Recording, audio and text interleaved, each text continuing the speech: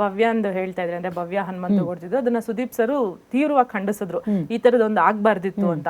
ನಿಮ್ಗೆ ಯಾರಿಗೂ ಗೊತ್ತಾಗ್ಲಿಲ್ವಾ? ನೀವೇನಕ್ಕೆ ಆ ಟೈಮಲ್ಲಿ ಪ್ರತಿಭಟಿಸ್ಲಿಲ್ಲ? ಅಂದ್ರೆ ಇದರ ಆಗ್ಬಾರ್ದಿತ್ತು ಅಂತ. ಇಲ್ಲ ನನಗೆ ಯಾಕಂದ್ರೆ ನೀವು ಆ ವಿಡಿಯೋ ನೋಡಿ ಗೊತ್ತಾಗುತ್ತೆ. ಅದರ ಹಿಂದ್ಗಡೆನೆ ನಾನು ಬಾಲ್ ಹಾಕ್ತಾ ಇರ್ತೀನಿ. ರಜತ್ ನನಗೆ ಫೌಲ್ ಕೊಡ್ತಾ ಇದ್ರು. ಭವ್ಯ ಕೊಡೋಕ್ಕಿಂತ ಮುಂಚೆ ನನಗೆ ಫೌಲ್ ಕೊಡ್ತಿದ್ರು. ನಾನು ಬಾಲ್ ಹಾಕೋ ಗಡ್ಬಿಲ್ ಫೌಲ್ ಅಲ್ಲಿ ನಿಂತಿದ್ದೆ. ಅದ್ರ ನಂತರ ಎಲ್ಲರೂ ಹೊಡೆದಿರೋದು ಅಂತ ಹೇಳಿದ್ರು.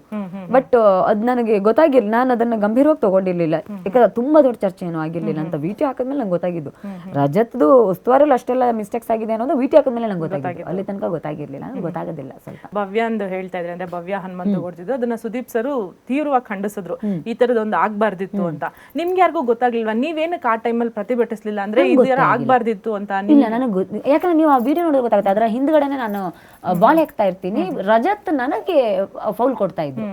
ಭವ್ಯ ಕೊಡೋಕ್ಕಿಂತ ಮುಂಚೆ ನನಗೆ ಫೌಲ್ ಕೊಡ್ತಿದ್ರು. ನಾನು ಬಾಲ್ ಹಾಕೋ ಗಡ್ಬಿಲ್ ಫೌಲ್ ಅಲ್ಲಿ ನಿಂತಿದ್ದೆ. ಅದ್ರ ನಂತರ ಎಲ್ಲರೂ ಹೊಡೆದಿರೋದು ಅಂತ ಹೇಳಿದ್ರು. ಬಟ್ ಅದ್ ನನಗೆ ಗೊತ್ತಾಗಿರ್ಲಿಲ್ಲ. ನಾನು ಅದನ್ನ ಗಂಭೀರವಾಗಿ ತಗೊಂಡಿರ್ಲಿಲ್ಲ. ಯಾಕಂದ್ರೆ ತುಂಬಾ ದೊಡ್ಡ ಚರ್ಚೆ ಏನೂ ಆಗಿರ್ಲಿಲ್ಲ ಅಂತ ವಿಡಿಯೋ ಹಾಕಿದ್ಮೇಲೆ ನಂಗೆ ಗೊತ್ತಾಗಿದ್ದು. ರಜತ್ದು ಉಸ್ತುವಾರಲ್ಲಿ ಅಷ್ಟೆಲ್ಲ ಮಿಸ್ಟೇಕ್ಸ್ ಆಗಿದೆ ಅನ್ನೋದು ವಿಡಿಯೋ ಹಾಕಿದ್ಮೇಲೆ ನಂಗೆ ಗೊತ್ತಾಗಿದ್ದು. ಅಲ್ಲಿ ತನಕ ಗೊತ್ತಾಗಿರ್ಲಿಲ್ಲ, ನನಗೆ ಗೊತ್ತಾಗೋದಿಲ್ಲ ಸ್ವಲ್ಪ.